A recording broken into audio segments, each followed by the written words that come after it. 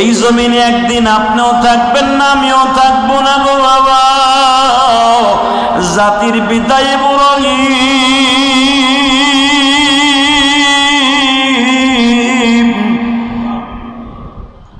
যদি কাবা ঘরটা বানাইয়া না রাইখা যাইতেন, আজকে লক্ষ লক্ষ হাজিরা কাবা ঘরের সামনে এখন দৌড়াইতেছে।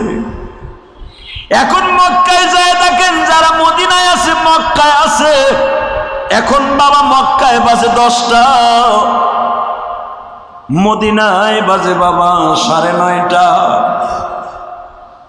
তাকায় দেখো বাজার, এমনও হাজি আছে যারা প্রথম হজে গেছে, যায় দেখো ফজরের নামাজের পরে গোসল করিয়া জামা পরিধান করিয়া হেরেমের মধ্যে বয়ে রয়েছে। বাবা কেন বয়ে রয়েছে জানো?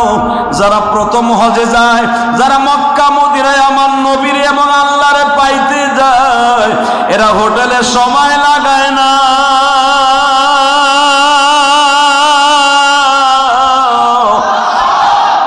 আমার এই জীবনে আল্লাহ পাক যতবার নিছে আমি দেখেছি গো বাবা, এসি ছাড়া তার ঘুম আসে না, নরম বিছানা ছাড়া ঘুম আসে না।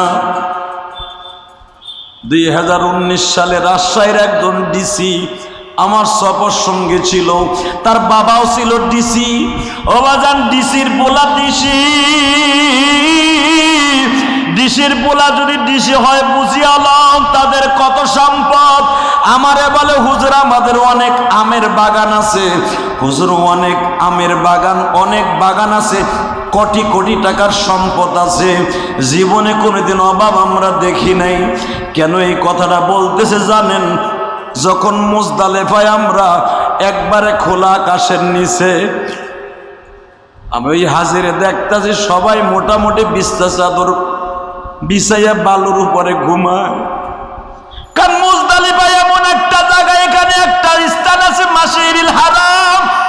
এই মসজিদের ভিতরে বাবা 70,000 ফেরেশতা এসে আমার নবীর সাথে আমিন আমিন বলছে। এই জায়গাটা জিবরাইল হজের দিনে নবীর কাছে আসছে। এই মাশারিল হারামে বিশ্ব নবী যখন রাত্রে হাত তুলছে, জিবরাইল 70,000 ফেরেশতা লয়া জিবরাইল নবীর সাথে আমিন আমিন বলছে।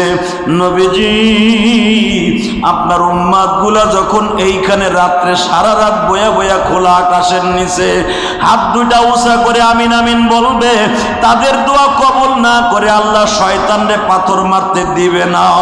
আমার নবী বলে জিবরাইল রে, তাহলে তুমি আমার সাথে আমিন কও।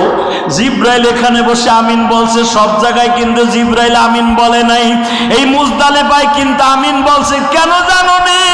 এই মুজদালিফায় ডাইরেক্ট দোয়া কবুল হয়। কারণ আরাফার মাঠে যদি কারো দোয়া কবুল না হয়, মুজদালিফায় 100% কবুল হয়।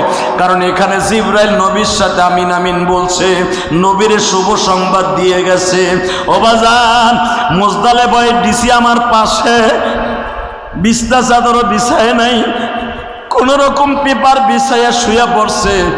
আমারে বলে হুজুর এসি ছাড়া আমি আর আমার বিবি কোনোদিন ঘুমাই না।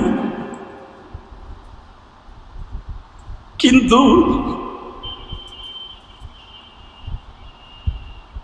আজকে কেন হুজুর আমার আল্লাহ যে কেন এই বালুর উপরে ঘুমাইতে বলছে এখন বুঝতে পারছি। মিনায় তাবু আছে, আরাফায় তাবু আছে, মুজদালিফায় কেন তাবু নাই হুজুর বুঝছি। কেন জিবরাইল এখানে আমিন আমিন বলছে তাও বুঝছি। দেখেন হুজুর, আমি তো দিছি, আমার কলমের খোসায় এখনো অনেক কিছু হয়। একটা ডিস্টাকের অভিভাবক আমি,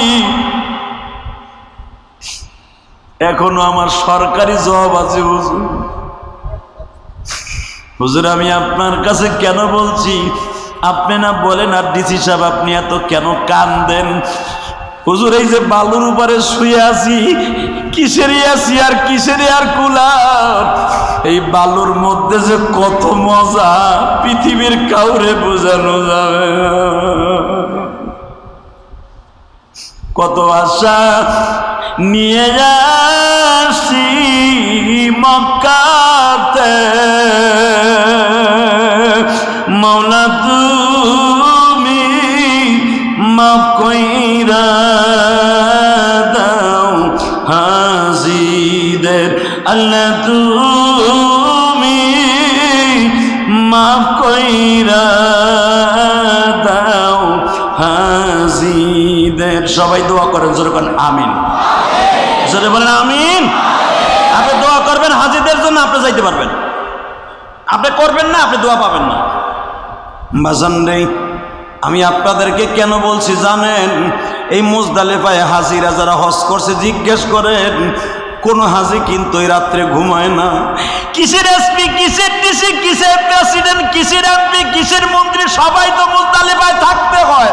বাবা এক কাপড় সবাই পরিধান করা, পরিচয় না দিলে বোঝা যায় না কোন দেশের প্রেসিডেন্ট মুজদালিফায়, কোন দেশের এমপি মন্ত্রী আমাদের এই খোলা আকাশের নিচে। সবাই বাবা এক কাপড়, সবার চেহারা এক, সবার মাথা চোলা। বাবা চেলার কোনো সিস্টেম নাই। এই জন্য আমার মালিক বলে, ও বান্দা, মুজদালিফা এমন একটা জায়গা, তোমার জীবনের সব গুনাহ মাফ হওয়ার জায়গা। আসসালামু আলাইকুম ওয়া রাহমাতুল্লাহি ওয়া বারাকাতুহু। আল্লাহুম্মা সাল্লি আলা সাইয়্যিদিনা ওয়া নাবিয়িনা ওয়া শাফিঈনা ওয়া হাবিবিনা ওয়া মাওলানা মুহাম্মদ সাল্লাল্লাহু তাআলা আলাইহি ওয়া আলা আলিহি ওয়া আসহাবিহি ওয়া বারাকা ওয়া সাল্লাম। আল্লাহুম্মা সাল্লি আলা মুহাম্মাদিন ওয়া আলা আলি মুহাম্মাদ কামা সাল্লাইতা আলা ইব্রাহিম ওয়া আলা আলি ইব্রাহিম ইন্নাকা হামিদুম মাজিদ।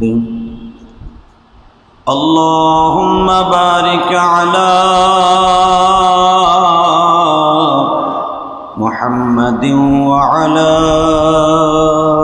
আলি মুহাম্মাদ কামা বারাকতা আলা ইব্রাহিম ওয়া আলা আলি ইব্রাহিম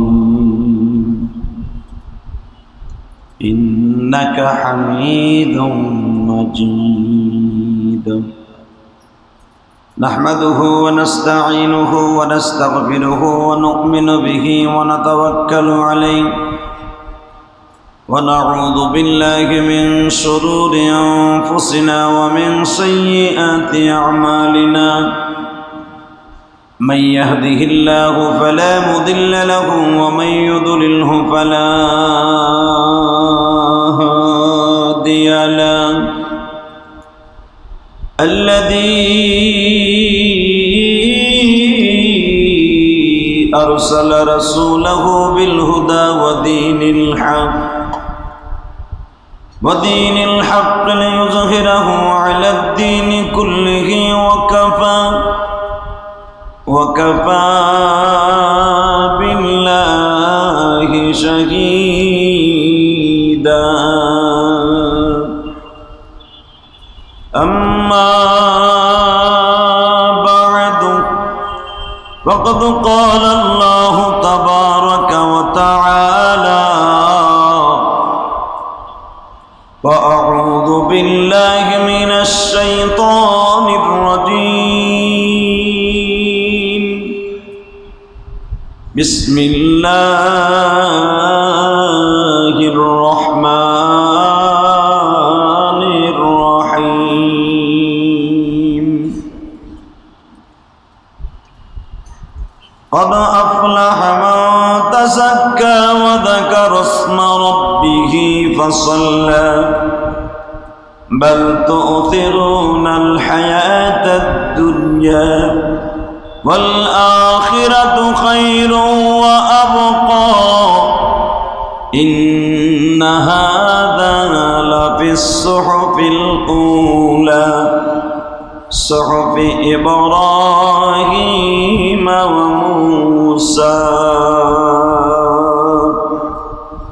وإذ يرفع إبراهيم القواعد من البيت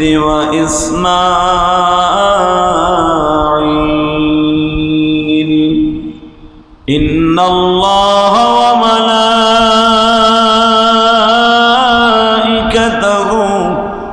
يصلون على النبي يا أيها الذين آمنوا صلوا عليه وسلموا تسليما لا إله إلا الله لا إله إلا الله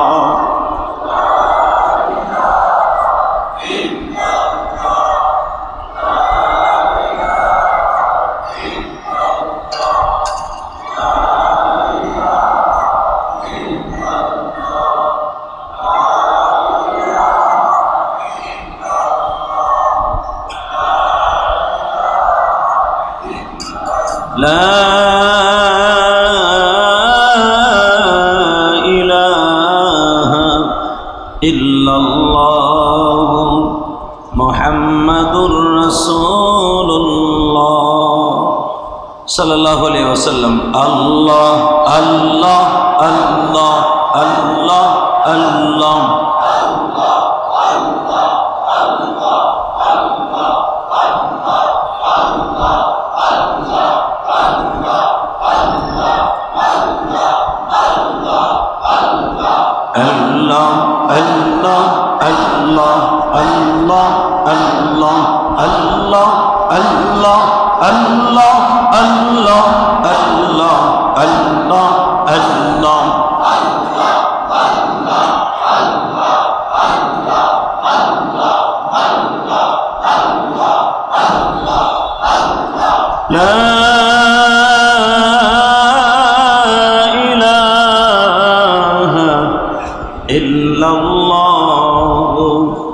মুহাম্মাদুর রাসূলুল্লাহ।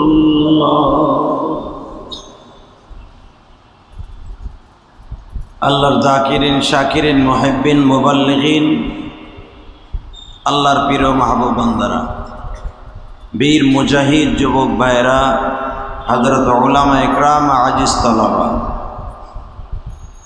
আল্লাহ সুবহানাহু ওয়া তাআলার দপ্তরে লাখো কোটি শুকরিয়া আদায় করছি যে আল্লাহ আমাদেরকে এই গজবের মধ্যে দিয়েও আল্লাহ আমাদেরকে ভালো রেখেছেন। সারা বাংলাদেশের কিছু কিছু অঞ্চল বাকি আছে। বাংলাদেশের 17টা জেলার মতো এখন প্লাবিত, এখন মনে হয় আরো বেশি হয়ে গেছে। আসলে বন্যা, প্লাবন, ঝড়, বৃষ্টি এসব আমাদের গজবের কারণে আল্লাহ দেন, আমাদের পাপের কারণে দেন। আল্লাহর কাছে আমরা বেশি বেশি তওবা করি। আর যেই দেশগুলা, যেই জেলাগুলা তলিয়ে গেছে এবং বাংলাদেশের পূর্বাভাস পেপার পত্রিকায় আপনারা অনেকে দেখেছেন, সংবাদদাতারা অধিকাংশ জানিয়েছেন ঢাকাও কিছু কিছু অঞ্চল প্লাবিত হতে পারে। কারণ যেই পরিমাণ পানি বাড়তেছে, যেই পানি বাংলাদেশে ঢুকছে, এগুলা তো এদিকে আসবে, গড়ায় আসবে। পানির সিস্টেম হলো নিচের দিকে আসা।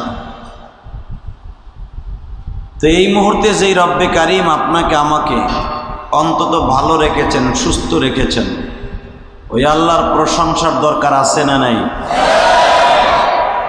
ওই আল্লাহর প্রশংসা বলেন তো দেখি, আলহামদুলিল্লাহ। আল্লাহর প্রশংসা করবেন, সারা জীবন ভালো থাকবেন।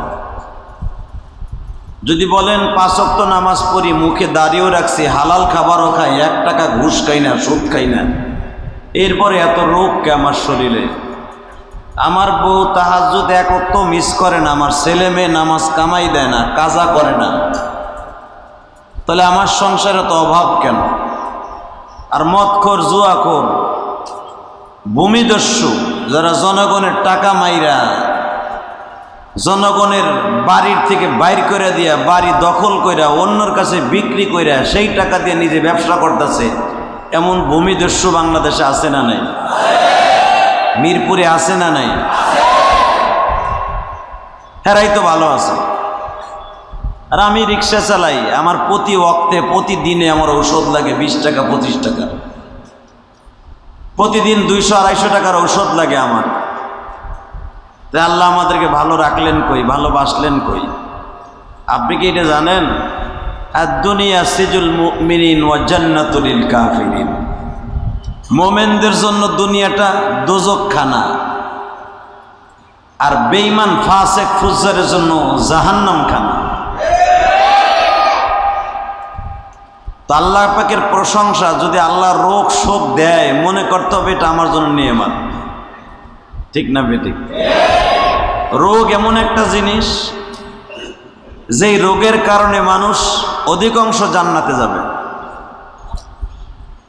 রোগ এমন একটা জিনিস, রোগের কারণে অধিকাংশ মানুষ জাহান্নামে যাবে। যদি কোন জাহান্নামে যাওয়ার সিস্টেমটা কি? যদি আপনি রোগ ব্যারাম হওয়ার পরে যদি আল্লাহকে দোষারোপ করেন, রোগ আমারই দিল, বড় লোক যাকে পয়সা আছে হাগো দিল না, আল্লাহ বলবে তোর কথাটা আমার কাছে বেশি পছন্দ হইল না। রোগ বাজাইছর তুই, তোর ডায়াবেটিস হয়েছে, ডাক্তার তোরে কইছে মিষ্টি খাওয়া যাবে না, তুই মিষ্টি দেখলে তোর জিহ্বায় পানি আহে, আছে না নাই? রোগ বাড়াইলি তুই, আমার দোষ দেশকে। এখন আপনি কইবেন ডায়াবেটিস আল্লাহ না দিলেই তো পারতেন, এটা বলতে পারবেন না। কারণ ডায়াবেটিস আগে আপনি তৈরি করছেন, হার্টের রোগ আপনি তৈরি করছেন। যদি এই রোগটা আল্লাহ দিছে এটা মনে করেন, মনে করে আল্লাহ নেয়ামত মনে করেন, যেটা আল্লাহ আমাকে নেয়ামত হিসাবে দিছেন আমার শরীরে। এই ক্যান্সার আমার নেয়ামত, আল্লাহ আমাকে ভালোবাসছেন, আল্লাহ আমার দিছেন। যদি এই ক্যান্সার রোগ লয়ে আমি মারা যাই, আমি বলে শাহাদাতের দরজা পাবো। যদি সবরে জামিল ইখতিয়ার করেন, সবরে জামিল বুঝেন? ক্যান্সার রোগের যন্ত্রণা যাদের হয়েছে তারা জানে। তুষের আগুন যেরকম ভাবে ধুকে ধুকে পোড়ায় দেয়, ক্যান্সারে মানুষের জীবনটা এভাবে শেষ করে দেয়। যাদের হয়েছে, যার মার হয়েছে, বাবার হয়েছে, সে বুঝবেন ক্যান্সার রোগের কি নমুনা, কি যন্ত্রণা। ডায়াবেটিস রোগের কি যন্ত্রণা, যার না হয়েছে সে বুঝবে না। কথা বলেন না কেন? হার্টের রোগ সে বুঝবে না যার হার্টের রোগ হয় নাই। শিং মাছে কেতাইলে যেইভাবে যন্ত্রণা শুনি আর কি, আল্লাহ তো আমারও দিতে পারেন। আর রোগ লয়ে কোনোদিন উপহাস করবেন না, আর এই কথা বলবেন না পাপের কারণে এটা হইছে। মুসলমানের কোনোদিন পাপের কারণে রোগ হয় না, এটা মনে রাখবেন। এখন যদি কোন সাথে মুসলমানের ঘরে জন্ম নিয়েছে, হাজি গাজী 5 ওয়াক্ত নামাজ পড়ে, তা হ্যাঁ রয়েছে কেন? এই মিয়া 5 ওয়াক্ত নামাজ পড়লেই তারে মুসলমান বলে না। কথা বলেন না কেন? এমনও মুসলমান বাংলাদেশে আছে, শুক্রবার নামাজ পড়ে, এই শুক্রবার থেকে ওই শুক্রবার পর্যন্ত 1 ওয়াক্ত নামাজ কামাই দেয় না, জুমার নামাজ পড়ে যে এমন কথা তার মুখ দিয়ে বেরোইছে, ওই জুমাই সে বেঈমান হয়ে গেছে, নিজেও জানে না। তা হ্যাঁ মুসলমান হলো কেমনে? তার মুসলমানই তো গেছে আরো 5 বছর আগে, হে নিজেও জানে না যে আমি তো কাফের, এটা জানে না। হ্যাঁ, আপনি কি ভাবেন ইমান যাওয়ার পরে নামাজ পড়লেই মনে করবেন যে মুসলমান? না, ইমান যাওয়ার পরে আপনার আবার কালেমা পড়তে হবে, আবার আপনার তওবা করতে হবে। কালেমা ছাড়া আপনি নামাজ পড়েন না কেন? আপনি মুসলমান না। আপনি নামাজ পড়তে পারবেন, রোজা রাখতে পারবেন, হজ করতে পারবেন, আপনি মুসলমান না। কাফের যদি আপনি হয়ে যান, এমন কাজ করছেন, এমন কথা মুখ দিয়ে বের করছেন, আপনি ইমান চলে গেছে, নতুন করে আপনার ইমান আনতে হবে।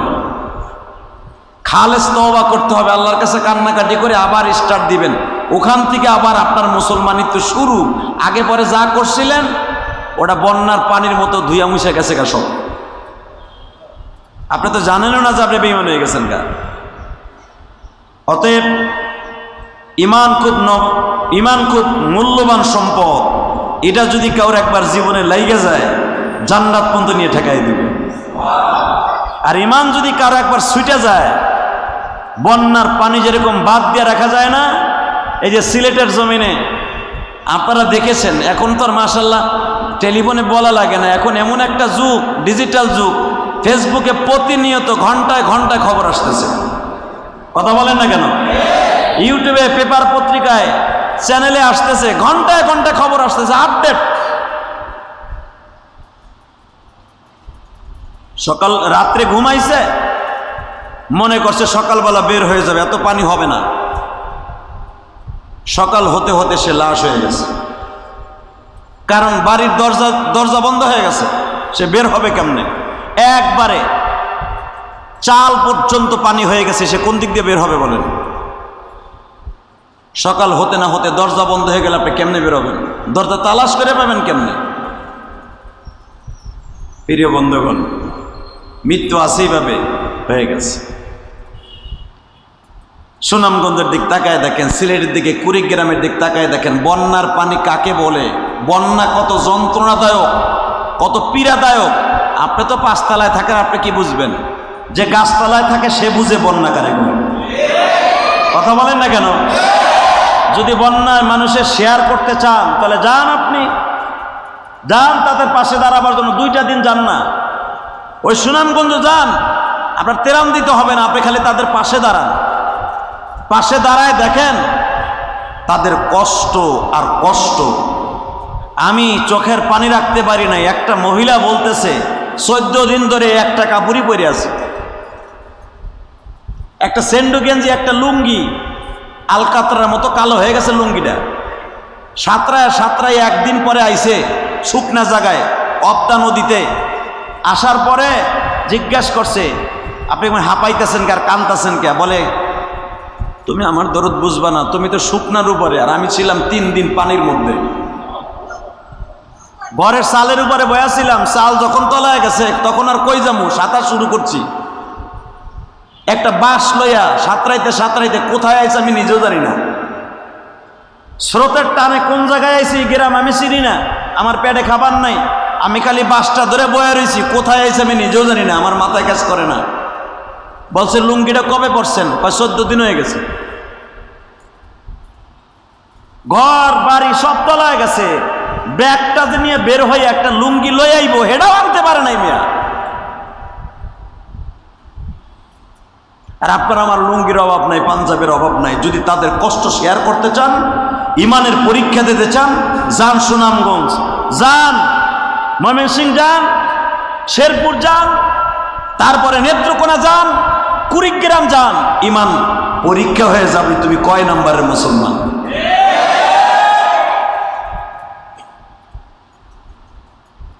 আমি ইলিয়াসুর রহমান জিহাদি, 88-র বন্যায় আমি ছোট্ট ছিলাম, আমি দেখেছি বন্যা কত ভয়ঙ্কর কষ্টদায়ক। এখানে অনেক লোকই আছেন 88-র বন্যা দেখেছেন। ঢাকার শহরও কিন্তু তলায় গেছিল মনে হয় 88-র বন্যায়, মিরপুর গেছিল না তলায়।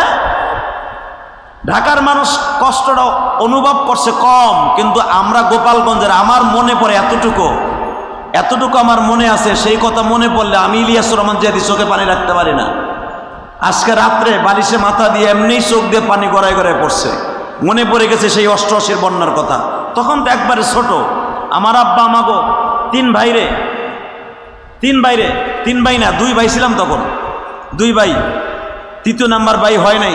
2 ভাইরে 3 দিন পর্যন্ত আমার আব্বা কোনো হাত দিতে পারে নাই।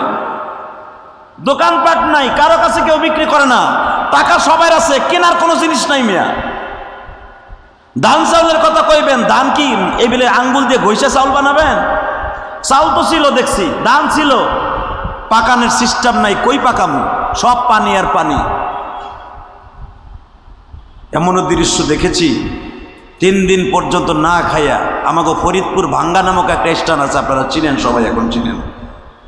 3 দিন পরে আমার আব্বা নৌকা বাইয়া যায় আমাকে 2 ভাইরে নিয়ে, মারে সহ, ভাঙ্গার থেকে কয়েক প্যাকেট বিস্কুট কিনে তারপরে আমাকে খাওয়াইছিল। সেই দৃশ্য আমি ইলিয়াসুর রহমান জিহাদি ভুলি নাই। চোখ দিয়ে যে পানি অন্যাসে পড়ছে এমনি না, যে আমিও তো বন্যায় প্লাবিত হইয়া আমিও না খাইয়াছিলাম। সবচেয়ে বেশি কষ্ট লাগে কি জানেন? আপনি একটা গাভী পালছেন, সেই গাভীটা যদি আনতে নাই না পারা, যদি বলেন যে যা তোরে আল্লাহ রাস্তায় ছেড়ে দিন, এত কষ্ট করে গাভীটাকে লালন পালন করলেন, কোরবানি দেবেন, অথবা কোরবানির সময় আপনি একটা ষাঁড় পাললেন, কোরবানিতে বিক্রি করবেন, মাইলকে মাইল পানি, কোথাও জায়গা নাই, শুকনা জায়গা। আপনার গরুটারে কই রাখবেন? ওই গরুটাকে রশি ছেড়ে দিয়ে যদি বলেন তুই বাইসা যা, যেদিক পারো সেদিক যা, এর চাইতে কষ্ট পৃথিবীতে আর থাকতে পারে না। সুনামগঞ্জের অবস্থা তো তাই হয়েছে। হাজার হাজার গরু এইভাবে সাইডে দিছে। যদি কোনোদিন বাইসা থাকোস, যার কাছে যাইয়া পারোস, তার মালিক হয়ে যাস। ভেড়া বকরি কোরবানির লেগে লালন পালন করছে, যখন দেখছে আমিই বাঁচি না, গরু ছাগল দিয়ে কি করবো, গরু ছাগলের রশি ছাইরা দিছে, সাতরায় কোথার থেকে কোথায় চলে গেছে গরুর মালিকও জানে না, বেঁচে আছে না মরে গেছে তাও জানে না। 2টা বছর 3টা বছর গরুটাকে লালন পালন করে নিজে না খাইয়া গরুরে খাওয়াইয়া, সেই গরু যদি রশি ছাইরা দিয়ে কয় যেদিক পারে সেদিক বাইসে যা, এই কষ্ট কার কাছে বলবেন বলেন? এই জন্যই তো আমার আল্লাহ বলছেন, যখন বন্যার গজব তোমাদের পরে শুরু হয় তখন তোমরা বেশি বেশি করে তওবা করো, আল্লাহর সেজদায় লুটে পড়ো। বন্যার পানি তাড়াতাড়ি চলে গেলেই যে তোমরা বাইচে যাবা তা না। এই বন্যার পানির সাথে আমি আল্লাহ নতুন আর একটা পয়জন ঢুকায় দেই, নতুন আর একটা গজব দেই। সেটা কি জানেন? বন্যার পানির সাথে বিষাক্ত পয়জন জমিনে পড়ে থাকে। এই বন্যার পানি টানলেই দেখবেন মহামারী শুরু হবে, পক্স শুরু হবে, কলেরা শুরু হবে, বসন্ত শুরু হবে। এ কথা আল্লাহ কোরআনে বলে দিয়েছেন। বন্যার পানি টানার পরে যে তোমরা বাইচে যাবা তা না, বন্যার গজব যাওয়ার পরে 101টা গজবে পতিত হবা।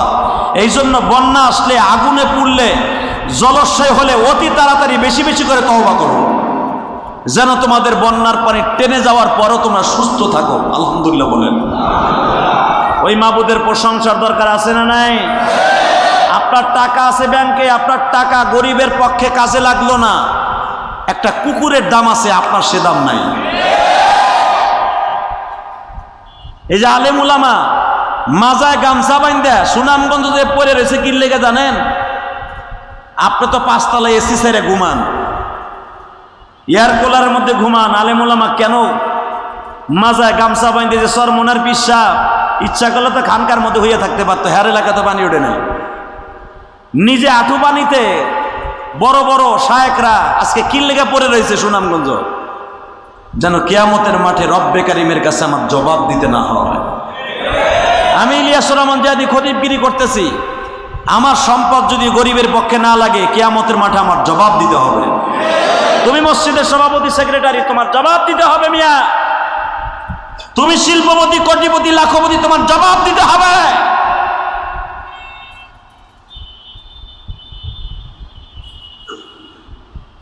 শুধু আপনাদের খেদমত আরজ করতে চাই, আল্লাহ যেন ওই গজব আমাদেরকে না দেখান। জোরে কোন আমিন।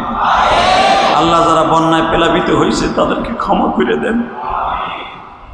আমরা হয়তো গুনাহ করছি, ছোট বাচ্চারা তো কোনো গুনাহ করে নাই। বাজানরে আপনারা নিজেরা সচক্ষে দেখছেন, সিলেটের সব খবর তো এখন পাওয়া যায় না, কারণ মেন বন্যার সময় কোনো বিদ্যুৎ ছিল না।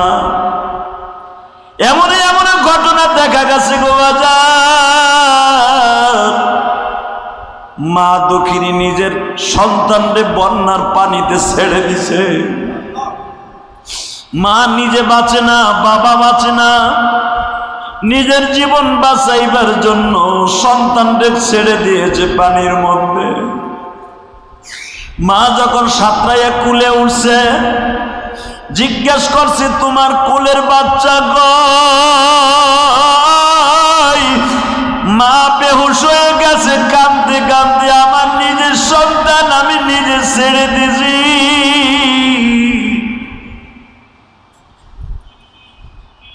এই কষ্ট পৃথিবীর কাউকে বোঝানো যাবে না।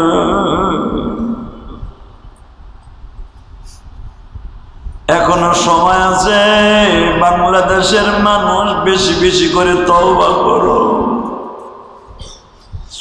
এখনো সময় আছে, আল্লাহর সেজদায় লুটায়া কাঁদো আর বলো মালিক রে,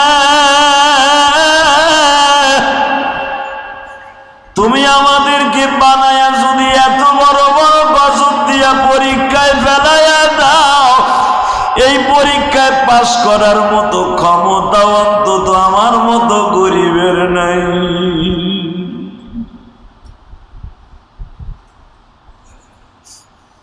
আমি বিত্তশালী ভাইদের দুইটা পায়ে হাত দিয়া বলবো, এখনো সময় আছে, গরিবের পাশে দাঁড়ান। যদি গরিবের পাশে না দাঁড়ান, আমি বলে দিয়া গেলাম সারা বাংলাদেশের আলেমের জবানি একই জবান, যেই টাকা পয়সার জন্য তুমি আর আমি এত কষ্ট করি, ব্যাংকে রাইখা গেলাম, গাড়ি রাইখা গেলাম, বাড়ি রাইখা গেলাম, আমার এই টাকা দিয়া যদি গরিবের পক্ষে কোনো কাজ না হয়, এই টাকা আমার জন্য একদিন বিষাক্ত অজাগার সাপ হয়ে যাবে। আমি বললাম, বিশ্বনবী বলেছে, যদি সম্পদ রাইখে দেওয়ার দ্বারা কোনো ফায়দা হইতো, বিশ্বনবী বিলিয়ন বিলিয়ন কোটি টাকা রাইখে যাইতে পারতেন। কথা বলেন না কেন? তদনীন্তন কালে আমার নবীর মতো বড় লোক কেউ ছিল না মিয়া। শ্বশুর বাড়ির সম্পদ যদি নবী নিজে রাইখা দিতেন, খালি শ্বশুর বাড়ির সম্পদ, খাদিজা যেটা নবীরে লেখা দিছিলেন ওইটাও যদি নবী লেখা রাখতেন, ব্যাংকে রাইখা দিতেন, এই জামানার বিলিয়ন বিলিয়ন কোটি টাকার মালিক থাকতেন আমার নবী। শ্বশুর বাড়ির কথা বাদ দেন, নবীর দাদা ইন্তেকালের আগে যেই সম্পদ নবীর নামে লিখে দিয়ে গেছে, 8 বছর বয়সে, নবীর 8 বছর বয়সে যেই সম্পদ তার দাদা নবীর নামে লিখে দিয়ে গেছে, ওই সম্পদ যদি নবী লিখে যেতেন, মৃত্যুর আগ পর্যন্ত নবী কোটি কোটি টাকার মালিক থাকতেন। দেন দাদার বাড়ির সম্পদ বাদ দেন, সব বাদ। নবীর মা আমেনা ইন্তেকালের আগে নবীর নানা বাড়ির সম্পদ যেই পরিমাণ আমেনা নবীর নামে লিখে দিয়ে গেছে, পুরা মদিনা শহরে সবচাইতে বড় লোক ছিল নবীর নানা আব্দুল ওয়াহাব জৌহরী। তুমি কি ভাবো মিয়া ছাতা? তুমি মনে করো সম্পদ রাইখে গেলে, আমি মনে করি সম্পদ রাইখে গেলেই মনে হয় আমার বাচ্চারা খাইব কি আমি মরার পরে। এই ধারণাই আল্লাহ করতে নিষেধ করেছেন। এই ধারণা করতে আল্লাহ নিষেধ করেছেন, এটা করছেন তো আপনি মরছেন। সম্পদ আপনি রাইখে যাবেন, পোলা রাইখে যাবেন দুইটা, মরার 1 সপ্তাহ আগেই, মরার 1 সপ্তাহ আগেই আপনার সম্পদ 2 ভাই লিখে নেওয়ার জন্য পাগল হয়ে যাবে। কথা বলেন না কেন? তখন আপন হসপিটালে বইয়া খালি ভাববেন, কি লেগে করছিলাম 2-4টা বাড়ি, মরার আগে আমি চোখ দিয়ে দেখে যাই 2 মাইয়া মারামারি করতেছে, 2 মাইয়ার জামাই, তোরে তালাক দিব তোর বাপ যদি আমার মিরপুর 12 নম্বরে বাড়ি না দেয়। কথা কন না কেন? ছোট মাইয়া কইতেছে, তুই সবার ছোট, বড়র আগেই কামাই লইছে, তোর বাপ যদি আমার 10 নম্বরের মার্কেটটা না দেয় তোরে তালাক দিব। হাসপাতালে শুয়ে শুয়ে তুমি দেখতেছো যে 2 জামাইতে করে কি, তখন তোমার ভিতরের যে যন্ত্রণা, এটা বন্যার পানির চাইতে বেশি যন্ত্রণা। নবী যদি এটা ভাবতেন, নবী বিলিয়ন কোটি টাকা রাইখা যাইতে পারতেন। আপনি শুনলে চোখে পানি ধরে রাখতে পারবেন না। সবাই তো জানেন এই জানানো হাদিস। নানা বাড়ির সম্পদ যদি নবী রাইখা খাইতেন, নবীর নবীর নানার বাড়ি আমি ইলিয়াস রহমান জিয়ারি সফর করছে, আমি এই চোখ দিয়ে দেখাইছি। নবীর নানার মদিনায় তো সবচেয়ে বেশি খেজুর গাছের বাগান। শুধু নবীর নানার খেজুর গাছের বাগানের পরিশ্রমে আপনাদেরকে দেই, নবীর নানার ওই জামানায় 180টা খালি খেজুরের বাগানই ছিল। 180টা শুধু খেজুরের বাগান। ওই এখনো যদি কারো মদিনায় একটা খেজুরের বাগান থাকে, সে মদিনার লাখপতি, সে কোটিপতি, মনে রাখবেন এখনো। তা ওই জামানায় যদি 180টা খালি খেজুরের বাগান থাকে, হাজার হাজার কর্মচারী ছিল নবীর নানার। মদিনার প্রেসিডেন্ট ছিলেন তিনি, আব্দুল ওয়াহাব জৌহরী। নবীর নানা তো মারা গেছে আমেনার আগেই, জামাইয়ের মরার কথা শুনে হারা 2 জন মারা গেছে। মা বেঁচে ছিল 6 বছর পর্যন্ত। 6 বছর বয়সী নানা বাড়ির সব সম্পদ আমার নবীর নামে তার মা লিখে দিয়ে গেছে। এখন তুমি আল্লাহর ওলি চিন্তা করো, খাদিজার সম্পদ, দাদার সম্পদ, নানার সম্পদ, কত সম্পদের মালিক ছিল আমার নবী। নবুয়তির আগেই আমার নবী তোমার বাংলাদেশে 20 বার কিনতে পারত, এত সম্পদের মালিক আমার নবী। নবুয়তির আগে 25 বছর বয়সে আমার নবী এরকম বাংলাদেশে বহুতবার কিনতে পারে আমার নবী। কিন্তু আমার দিকে তাকান, আমরা তো রাখতে ভালোবাসি, দিতে ভালোবাসি না। আমি ইলিয়াস রহমান জিহাদি যদি বলি আপনি যাইতে পারবেন না, আমি যাবো আপনার পক্ষ থেকে, আমারে দেন 5,000 টাকা, আপনি কি কইবেন জানেন? আমি জানি এই যে জিহাদির নতুন কৌশল শুরু হয়েছে, ওর মনে হয় বর্তমানে ওয়াজ নসিহত নাই, নতুন ইনকামের রাস্তা বাইর করছে। কথা কর না কেন? তোমার কপালে জুতার বাড়ি, বাটপার জুতার বাড়ি। বাংলাদেশে যে সমস্ত যুবকরা, স্কুল কলেজের যুবকরা মাজায় নামসাবে দেয়, শিল্পপতির পোলা, কোটিপতির পোলা, স্কুল কলেজের বন্ধুরা আজকে বন্যায় প্লাবিত মানুষের কষ্ট ভাগ করে নিছে। আমি ফতোয়া দিয়ে গেলাম এই মিরপুর 10 নম্বরে বাইতুস সুজুদ মসজিদে বসে, কিয়ামতের মাঠে যখন তুমি ঘামের মধ্যে হাবুডাবু খাইবা, তোমার ঘাম হবে গলা পর্যন্ত, আমার বিশ্বাস এই যুবকগুলো অবশ্যই নিবেদিত প্রাণ লইয়া, কোন কেবের ছাড়া, অহংকার ছাড়া মন লইয়া ওরা গেছে ওই বন্যার পানির মানুষের, প্লাবিত মানুষের পাশে যাই ওরাও হাবুডাবু খাইতেছে। আমি বলে দিয়ে গেলাম ওদের অন্তর যদি ঠিক থাকে 100% ওদের অন্তর ঠিক আছে, কিয়ামতের মাঠে ঘামের মধ্যে ওদের হাবুডাবু খেতে হবে না।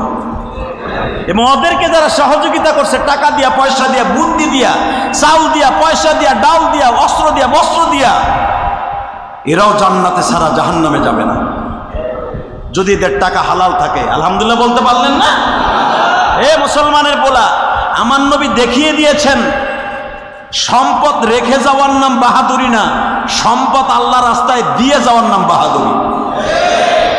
কথা বলেন, আরো জোরে বলেন।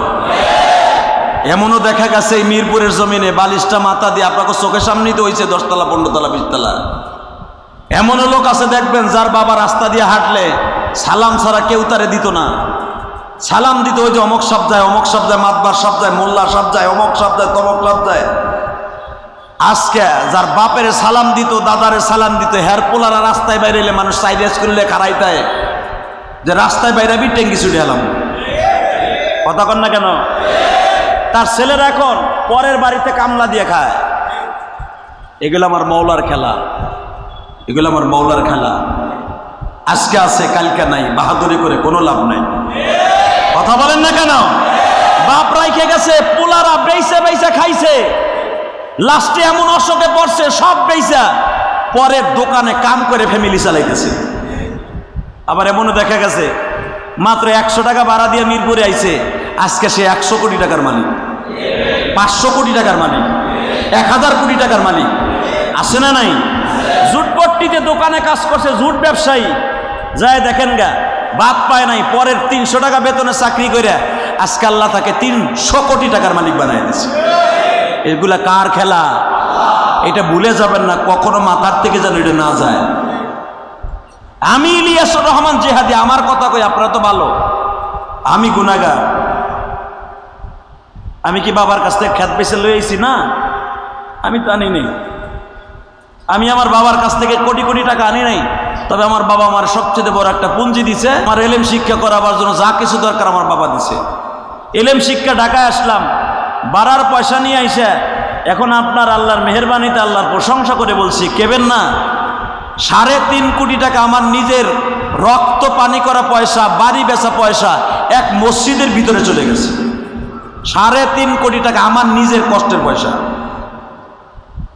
শুধু আমার একটা কথার উত্তর দিবেন, দেয় কে? নেয় কে?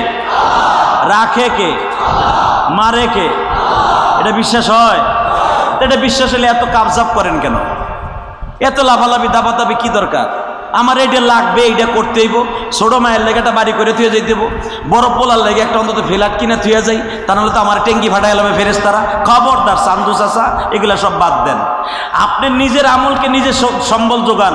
যা কবরে আমি কেমনে থাকবো, ওই বাড়িটার ভিতরে কেমনে থাকবো, বৃষ্টির পানি আমার কবরে ঢুকবো, আমারে ইন্দুরে বান্দরে ঠোকাই টোকাই খাবে, ওই ঘরটায় আমি কেমনে থাকবো, ওই ঘরটা কেমনে রক্ষণাবেক্ষণ করা যায়, ওই ঘরের চিন্তা মাথায় ঢুকান, সব জায়গা ঠিক থাকবে। কথা ঠিক না ঠিক? জোরে কান। আপনার কবরের ঘর ঠিক থাকবো, আপনার সব জায়গা ঠিক থাকবো। যারা দেখবেন বাপ, যে আপনার বাবা যদি মসজিদ মাসে দান করে যায়, তার সন্তানরা দান করবে। আর বাপ যদি কোনোদিন দান না করে, দেখবেন হ্যাঁ ছেলেমেয়েরা দান করবে না, বরঞ্চ দান চাইতে গেলে হ্যাঁ ভিতরে আমাবস্যার অন্ধকারের মতো মুখটা করে ফেলবে, বাজে মন্তব্য করবে। আর যার বাপ দাদা দেখবেন দান করার অভ্যাস আছে, তাদের পকেটে পয়সা না থাকলে আর একজনের তাসকিল করে দেয়, ভাই দে না। এক সময় তো আমরা দিছি, এখন আল্লাহ তোরে তৌফিক দিছি, তুই দে। কথা কর না কেন? এই জমিনে একদিন আপনিও থাকবেন না, আমিও থাকবো না গো বাবা। জাতির বিদায় ইব্রাহিম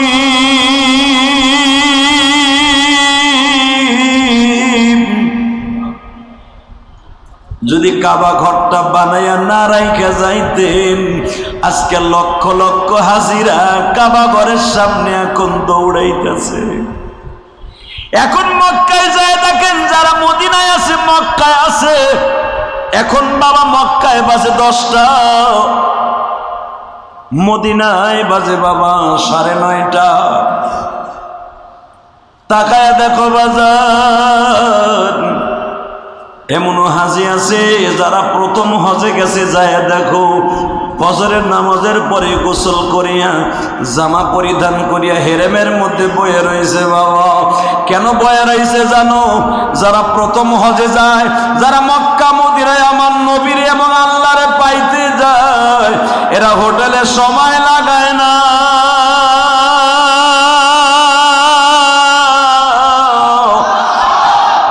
আমার এই জীবনে আল্লাহ পাক যতবার নিছে আমি দেখেছি গো বাবা, এসি ছাড়া তার ঘুম আসে না, নরম বিছানা ছাড়া ঘুম আসে না। 2019 সালে রাজশাহীর একজন ডিসি আমার সফর সঙ্গে ছিল, তার বাবাও ছিল ডিসি। ওবাজান ডিসির পোলা ডিসির পোলা যদি ডিসি হয় বুঝিয়া লও তাদের কত সম্পদ। আমারে বলে হুজুর আমাদের অনেক আমের বাগান আছে। হুজুর অনেক আমের বাগান, অনেক বাগান আছে, কোটি কোটি টাকার সম্পদ আছে, জীবনে কোনোদিন অভাব আমরা দেখি নাই। কেন এই কথাটা বলতেছে জানেন? যখন মুজদালেফায় আমরা একবারে খোলা আকাশের নিচে, আমি ওই হাজিরে দেখতাছি সবাই মোটামুটি বিছনা চাদর বিছাইয়া বালুর উপরে ঘুমায়। কারণ মুজদালিফায় এমন একটা জায়গা, এখানে একটা স্থান আছে মাশারিল হারাম, এই মসজিদের ভিতরে বাবা 70,000 ফেরেশতা এসে আমার নবীর সাথে আমিন আমিন বলছে। এই জায়গাটা জিবরাইল হজের দিনে নবীর কাছে আসছে। এই মাশারিল হারামে বিশ্ব নবী যখন রাত্রে হাত তুলছে, জিবরাইল 70,000 ফেরেশতা লয়া জিবরাইল নবীর সাথে আমিন আমিন বলছে। নবীজি আপনার উম্মাতগুলা যখন এইখানে রাত্রে সারা রাত বয়া বয়া খোলা আকাশের নিচে হাত দুইটা উঁচা করে আমিন আমিন বলবে, তাদের দোয়া কবুল না করে আল্লাহ শয়তানরে পাথর মারতে দিবে না। আমার নবী বলে জিবরাইল রে তাহলে তুমি আমার সাথে আমিন কও। জিবরাইল এখানে বসে আমিন বলছে, সব জায়গায় কিন্তু জিবরাইল আমিন বলে নাই, এই মুজদালিফায় কিন্তু আমিন বলছে। কেন জানো নি? এই মুজদালিফায় ডাইরেক্ট দোয়া কবুল হয়, কারণ আরাফার মাঠে যদি কারো দোয়া কবুল না হয় মুজদালিফায় 100% কবুল হয়, কারণ এখানে জিবরাইল নবীর সাথে আমিন আমিন বলছে, নবীর শুভ সংবাদ দিয়ে গেছে। ও বাজান মুজদালিফায় ডিসি আমার পাশে বিছনা চাদরও বিছায় নাই, কোন রকম পেপার বিছাইয়া শুয়ে পড়ছে। আমারে বলে হুজুর এসি ছাড়া আমি আর আমার বিবি কোনোদিন ঘুমাই না, কিন্তু আজকে কেন হুজুর আমার আল্লাহ যে কেন এই বালুর উপরে ঘুমাইতে বলছে এখন বুঝতে পারছি। মিনায় তাবু আছে, আরাফায় তাবু আছে, মুজদালিফায় কেন তাবু নাই হুজুর বুঝছি। কেন জিবরাইল এখানে আমিন আমিন বলছে তাও বুঝছি। দেখেন হুজুর আমি তো ডিসি, আমার কলমের খোসায় এখনো অনেক কিছু হয়, একটা ডিস্টাকের অভিভাবক আমি, এখনো আমার সরকারি জব আছে হুজুর। হুজুর আমি আপনার কাছে কেন বলছি, আপনি না বলেন আর ডিসি সাহেব আপনি এত কেন কান দেন? হুজুর এই যে বালুর উপরে শুয়ে আছি, কিসেরই আছি আর কিসেরই আর কুলার, এই বালুর মধ্যে যে কত মজা পৃথিবীর কাউরে বোঝানো যাবে না। কত আশা নিয়ে যাচ্ছি মক্কাতে, মওলা তুমি মাফ কইরা দাও হাজিদের, আল্লাহ তুমি মাফ কইরা দাও হাজিদের। সবাই দোয়া করেন, জোরে বলেন আমিন, জোরে বলেন আমিন। আপনি দোয়া করবেন হাজিদের জন্য, আপনি যাইতে পারবেন। আপনি করবেন না, আপনি দোয়া পাবেন না। বাজান রে, আমি আপনাদেরকে কেন বলছি জানেন? এই মুজদালিফায় হাজিরা যারা হজ করছে জিজ্ঞেস করেন, কোন হাজি কিন্তু এই রাত্রে ঘুমায় না। কিসের এসপি, কিসের ডিসি, কিসের প্রেসিডেন্ট, কিসের এমপি, কিসের মন্ত্রী, সবাই তো মুজদালিফায় থাকতে হয়। বাবা এক কাপড় সবাই পরিধান করা, পরিচয় না দিলে বোঝা যায় না কোন দেশের প্রেসিডেন্ট মুজদালিফায়, কোন দেশের এমপি মন্ত্রী আমাদের এই খোলা আকাশের নিচে। সবাই বাবা এক কাপড়, সবার চেহারা এক, সবার মাথা চোলা। বাবা চেলার কোনো সিস্টেম নাই। এই জন্য আমার মালিক বলে, আ বান্দা, মুজদালিফা এমন একটা জায়গা, তোমার জীবনের সব গুনাহ মাফ হওয়ার জায়গা।